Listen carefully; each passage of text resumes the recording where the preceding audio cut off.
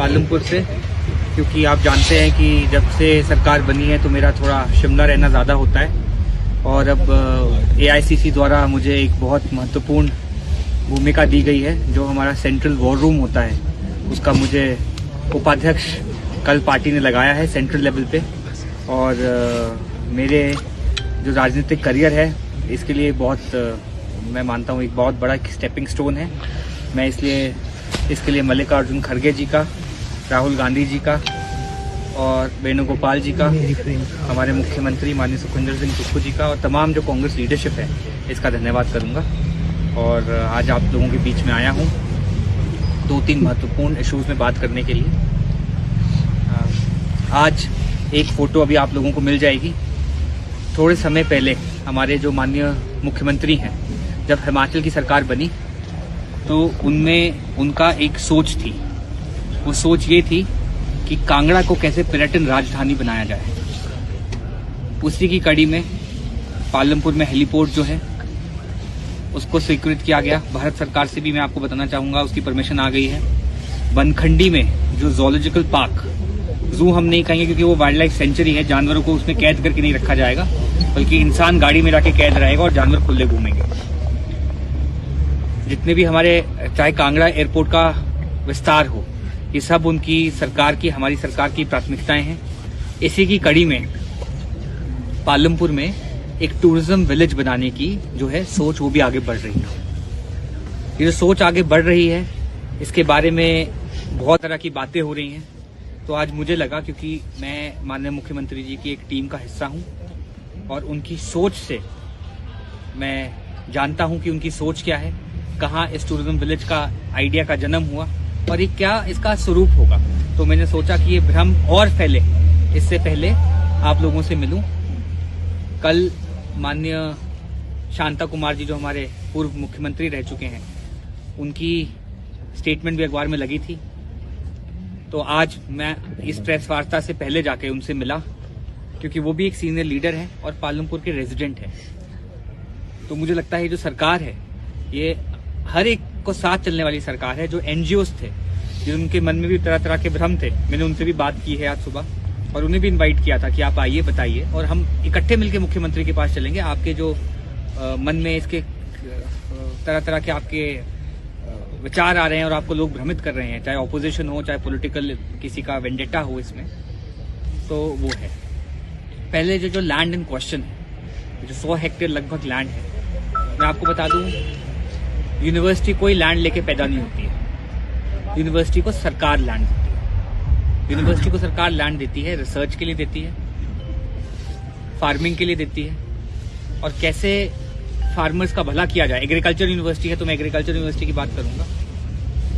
ये जो लैंड थी, ये लैंड जो है कोल्टा टी एस्टेट से और वहा टी एस्टेट से एक्वायर करके यूनिवर्सिटी को, जब एग्रीकल्चर यूनिवर्सिटी बनी, इनको दी गई।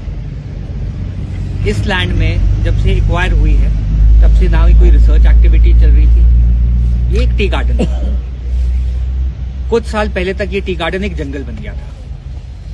जब ये टी गार्डन जंगल बन गया तो यूनिवर्सिटी ने फिर एक टेंडर प्रक्रिया करी और टेंडर में कहा कि इस गार्डन को मेंटेन करो, इसकी पत्ती ले जाओ और यूनिवर्सिटी को पैसा दे दो।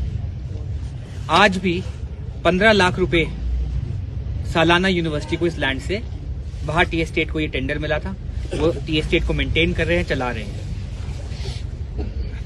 जब हिमाचल सरकार बनी तो मुख्यमंत्री जी का एक सोच थी कि टूरिस्ट कांगड़ा में क्यों आए, किस लिए आए। भीड़ में पैराग्लाइडिंग होती है, वो देखने आता है, एक दिन में चला जाता है। इसी कड़ी में उन्होंने कहा कि क्यों ना एक जूलॉजिकल पार्क बनाया जाए ताकि टूरिस्ट 5 दिन हम रोक सके। दूसरी बात उठी कि टूरिज्म विलेज कहाँ बनाया जाए। अब टूरिज्म, तो जब ऐसे कोई बड़ा प्रोजेक्ट आता है तो एक इको स्ट्रक्चर डेवलप करना पड़ता है। हम बोले कि टूरिज्म विलेज में सिर्फ होटल ही होंगे, ऐसा नहीं है। होटल भी होंगे, ऑफिसेज भी होंगे, क्या पता गोल्फ कोर्स भी बन जाए, कन्वेंशन सेंटर भी बन जाए। तो ये तो सब ओपन चीजें हैं अभी। मगर हम ये भी नहीं बोलना चाहते, कोई मुझे पूछा था कि इसमें होटल बिल्कुल ना बने। जो बड़ा एंटरप्राइज आएगा, टूरिज्म विलेज ऐसा कैसा है जहाँ होटल नहीं बन पाएगा। टूरिज्म विलेज जो है उसमें होटल तो बनेगा ही। और मैं बार बार आपको कह रहा हूँ कि ऐसा नहीं होगा कि एक 5 सितारा होटल को लैंड दे दी और हमने बोला विलेज बन गया। नहीं, when it is a tourism village, आप देखेंगे कि उसमें पूरा एक दिल्ली हाट जैसा भी कुछ बनेगा। हिमाचल की संस्कृति जहाँ डिस्प्ले की जाए वो भी कुछ बनेगा। तो ऐसा पूरा एक इको स्ट्रक्चर बनेगा, इसको प्लान किया जाएगा। मगर जब आप घर की नींव रखते हैं, उससे पहले घर बनाते हैं, तो पहले क्या करते हैं, घर के लिए जमीन तराशते हैं कि घर बनाए कहाँ, फिर आप डिसाइड करते हैं कमरे कितने बनेंगे। ये सब ओपन है, ये सब अभी हम पहले ही सोच लें कि ये घर ही ना बनाएं क्योंकि कमरे कम बन रहे हैं। अरे भैया पहले ज़मीन तो हम चयनित करें। तो मैं आज आप सबको इसीलिए मैं मिलना चाहता था, क्योंकि मैं अखबार से, सोशल मीडिया में बहुत अधिक स्टेटमेंट्स पढ़ रहा था, और ये बिल्कुल ये जो प्राइवेट डेवलपर्स को लाने की बात हो रही है, मैं एक रिस्पॉन्सिबिलिटी से कह रहा हूँ। मैं एक और बात आपको बता दूँ, काटने के लिए अपार्टमेंट की, माननीय मुख्यमंत्री जी मानते हैं कि अभी हिमाचल के जो लोग हैं, हिमाचलियों के लिए ये होटल बनाने, वो कहते हैं परमिशन दो, इन्वेस्ट करो। मैं बहुत जिम्मेदारी से बात कह रहा हूँ, जब से ये है इक्का दुक्का कोई पुरानी परमिशन होगी, बाहर जमीन है, ऐसा बड़ा प्रोजेक्ट आएगा तो ऐसी संभावना कोई नहीं है कि हम जो पालमपुर के रहने वाले लोग हैं हमें कोई फर्क पड़ेगा। तो मैं ये मानता हूँ कि हम सबको एक ओपन अप्रोच रखें। सरकार ओपन है, कहीं भी आपको लगता है कि आप लोगों के राइट्स के साथ या सरकार जो है वो कहीं भी समझौता करे, वो कहीं नहीं होगा। और मुझे लगता है कि ये जो इतना बड़ा प्रोजेक्ट आ रहा है तो सौभाग्य की बात है कि पूरे ज़िला कांगड़ा में पालमपुर को लोग चुन रहे हैं। पालमपुर से धौलाधार की वादियाँ अच्छी दिखती हैं, नरहोटा में भी ऐसा एक विलेज आ रहा है। मैं पालमपुर अकेले की बात नहीं कर रहा हूँ, हिमुडा की लैंड है, वहाँ नरहोटा में ऐसा कुछ बनने जा रहा है, धर्मशाला नरहोटा। तो ऐसा ही पालमपुर में कुछ आए तो हम लोग सबको सपोर्ट करना चाहिए कि ऐसा कुछ आया है। एक बहुत अच्छी बात आज सामने आई कि यूनिवर्सिटी की लैंड कम ना हो, कल को ये सेंट्रल यूनिवर्सिटी बने। मैं दोबारा आपको कहूँगा, सरकार के पास बहुत सी लैंड्स हैं, बट जितनी सरकार के पास ज़मीन अवेलेबल है 90% से ऊपर वो फॉरेस्ट लैंड है। एजुकेशनल इंस्टीट्यूशन के लिए, हॉस्पिटल के लिए FRA FCA मिल जाता है, भारत सरकार के नियम है। तो कभी भी यूनिवर्सिटी, सेंट्रल यूनिवर्सिटी बनती है, सरकार कभी आड़े नहीं आएगी।